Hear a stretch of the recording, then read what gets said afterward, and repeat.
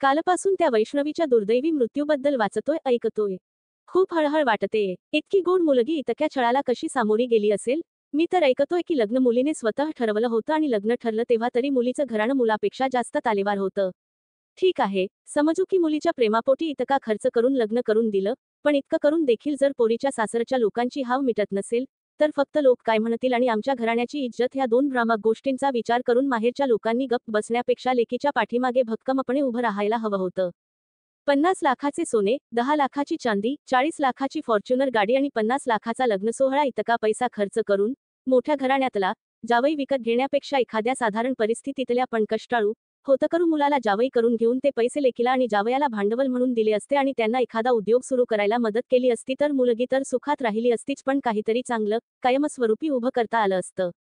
मी कॉलेजमध्ये असताना म्हणजे 2009 पासून अशा हुंडाबळीच्या बातम्या खूप यायच्या, पण आता 2025 मध्ये जेव्हा आपण म्हणतोय की जग इतकं सुधारलंय, मुली शिकत आहेत, करिअर करत आहेत, वेगवेगळी क्षेत्र पादाक्रांत करत आहेत. मुलींचे कपडे बदललेले आपण पाहतोय, त्यांचा वेगवेगळ्या क्षेत्रातला आत्मविश्वासपूर्ण वावरही आपण पाहतोय समाजात, मग हे सगळं वरवरचंच आहे का?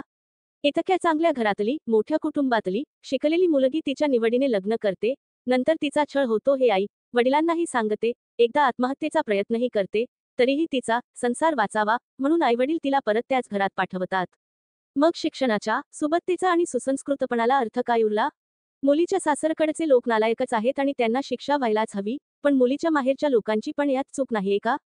मुळात सासरच्या लोकांचा पैशांचा लोभ समजल्यावर आई वडिलांनी तिला परत पाठवायला नको होती, विशेषतः एकदा आत्महत्येचा प्रयत्न केल्यानंतर. मोठ्या सुनेचाही ह्या लोकांनी छळ केलेला आहे, तिने पोलीस केसही केलेली आहे हेही ह्या लोकांना माहिती होतं, तरीही त्यांनी तिला परत सासरी पाठवलं. घराण्याची इब्रत आणि लोक काय म्हणतील ह्या दोन भ्रामक कल्पनांमुळे त्या बिचाऱ्या निष्पाप पोरीचा बळी गेला. त्यापेक्षा आधीच तिला घरी परत घेऊन येते तर हे सगळं टळलं असतं. लहान बाळ आहे 9 महिन्याचे, त्या मुलीला असं ऐकलंय. जीव तुटतोय माझा त्या लेकराचा विचार करून, आई नाही, बाप आणि त्याच्या घरचे लोक तुरुंगात. कसल्या परिस्थितीत मोठी होणार ती? गरज पडली तर स्वतःच्या पायावर उभं राहता येईल इतका आत्मविश्वास जर देता आला नाही तर मग शिक्षणाच्या, ऐश्वर्याचा, माहेरच्या इतक्या मोठ्या कुटुंबाच्या पाठिंब्याचा उपयोग काय? मुली शिकल्या, आधुनिक झाल्या म्हणजे नेमकं काय बदललं? फक्त वेशभूषा, जोडीदाराकडून असलेल्या त्यांच्या अपेक्षा, जोडीदाराच्या त्यांच्याकडून असलेल्या अपेक्षा, समाज, काय बदललं नेमकं? गरज आहे ती आत्मपरीक्षणाची. वैष्णवी हगवणेला भावपूर्ण श्रद्धांजली. वैष्णवीच्या जीवन संपवण्यात आपण जेवढे हगवणे कुटुंबीयला दोषी ठरवत आहोत त्यापेक्षा अधिक कसपटे परिवार दोषी आहे. आपली मुलगी एवढी नरक यातना भोगत असताना फक्त इज्जत जाईल या कारणाने तिच्या वडिलांनी तिला वेळोवेळी समजावून परत सासरी पाठवले, जावयाचे लाड पुरवले, हेच मुळात चुकले. जावई कर्तृत्वान बघा, वाडवडिलांच्या संपत्तीवर माज करणारा करू नका. हुंडाबळीची घटना पुढे आल्यानंतर पुन्हा एकदा चर्चा सुरू आहे की पटत नव्हतं तर घटस्फोट घ्यायचा होता. जीव तर वाचला असता. बरं, ही कोण मंडळी आहेत तर जी काही महिन्यापूर्वी जेव्हा कोणाच्या ना कोणाच्या घटस्फोटाच्या बातम्या चवीनं चघळायची, एवढी वर्षी एकत्र राहिली तरी घटस्फोट का घेतेत? मुलांचं कसं होणार? काही मंडळी यालाही पाश्चात्य देशांशी जोडून मोकळी झाला अन आपली संस्कार, संस्कृती कशी ग्रेट आहे. भांडणं कुणाच्यात होत नाहीत. थोडं सहन करायचं. कुटुंबाचा, मुलांचा तरी विचार करायचा असा अजेंडा रेटला. आपल्याकडे दरवेळेस दोन्ही डोलक्या बडवणारी मंडळी पुढे असतातच. नुसतं माध्यमातून अमुक तमुक दोघांनी केलं एकमेकांना इंस्टाग्रामवरून अनफॉलो. लवकरच होणार घटस्फोट. आपल्या इथं अशीही महान मंडळी आहेत की त्यांचा घटस्फोटाची चर्चा सुरू झाली की लगेच हे घटस्फोट घेणाऱ्यांची पुढची जोडी जुळवून मोकळे होतात. वैयक्तिक नात्यामधील कुणी वेगळं होण्याचा, घटस्फोटाचा निर्णय घेतला तर आपल्या लोकांची काय प्रतिक्रिया असते? काहींना त्याच्या पोरापोरीचं वाटोळं होतंय ना याचा आनंद होतो. काहींचं म्हणणं हे असतं की ताणल्यानं तुटतं, जोडायचा प्रयत्न करावेत म्हणून ते लोक 4 गोष्टी समजून सांगायचा करतात. लोकांना आश्चर्य वाटतं 15-20 वर्ष एकत्र राहिल्यावर लोक घटस्फोट का घेत असतील. इथं एकदा लग्न केलं की त्या जन्मात लग्न टिकेल का माहीत नसताना 7 जन्माची गाठ ठरवून मोकळे झालेले असतात. जगभरात रोज कुणी ना कुणी घटस्फोट घेत असेल, कुठं होत असेल का चर्चा? काही लोक 4दा घटस्फोट अन 5 वेळेस लग्न करत असतात. आपल्याकडे घटस्फोट आणि वृद्धाश्रम अशा 2 गोष्टी आहेत की ज्याकडे कायम नकारात्मक पद्धतीनं बघितलं जातं. पण दिवसेंदिवस या दोन्ही गोष्टींची आवश्यकता लक्षात यायला लागणार आहे. घटस्फोटाने कुटुंब तुटतं, मुलामुली लहान असतील तर त्यांची जास्त फरफट होते. पण या निर्णयापर्यंत काय यावं लागतं हे त्या व्यक्तीला माहीत असतं. तिराईत म्हणून बघताना आपल्याला काही गोष्टींची कल्पना नसते.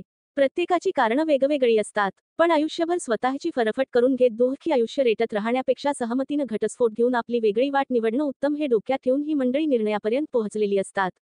भांडणं, मतमतांतर, वादविवाद, मतभेद जवळपास प्रत्येक कुटुंबात, नात्यात असतात तरी काही आयुष्य कडेला घेऊन जातात.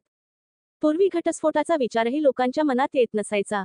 आताही सहजतेनं घटस्फोट हा पर्याय स्वीकारला जात नाहीच. कारण लग्न हे वैयक्तिक दोघांकरता कुटुंबापुरतं मर्यादित आहे असं वाटलं तरी आपल्याकडे लग्नाला एक सामाजिक प्रतिष्ठा आहे.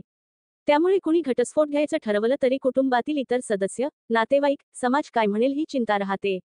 त्यामुळे पूर्वीच्या काळात हुंडाबळी, सासूरवासाची संख्या जास्त असली तरी घटस्फोटाचं प्रमाण फार कमी होतं.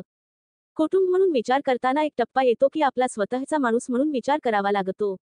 स्वतःच्या जगण्याबाबतीत स्वार्थी होऊन निर्णय घ्यावा लागतो. कारण शेवटी आपण स्वतःच नीट राहिलो नाही तर कुटुंब या संकल्पनेतील आपलं असणं काय किंवा नसणं काय कशालाच अर्थ उरत नाही. घटस्फोटाकडे नकारात्मकताने बघण्यापेक्षा त्याकडे नात्यामधून मुक्त होण्याचा एक कायदेशीर पर्याय म्हणून बघणं सोयीचं ठरेल. वेदनादायी वैवाहिक जीवनात अडकून आयुष्य रेटण्यापेक्षा त्यातून बाहेर पडणं कधीही चांगलं. स्वतःकरता, अपत्यांकरता एक चांगल्या, आनंददायी आयुष्याची अपेक्षा ठेवण्यात गैर काहीच नसतं. जोपर्यंत एक व्यक्ती म्हणून, समाज म्हणून लोकांचा घटस्फोटाकडे बघण्याचा दृष्टिकोन बदलणार नाही तोपर्यंत अनेक नात्यात फक्त फरफट चालूच राहणार. कोणाचा जीव जात राहणार, कुणी मानसिक तणावातून आत्महत्येस प्रवृत्त होणार. गणेश सुवर्णा तुकाराम.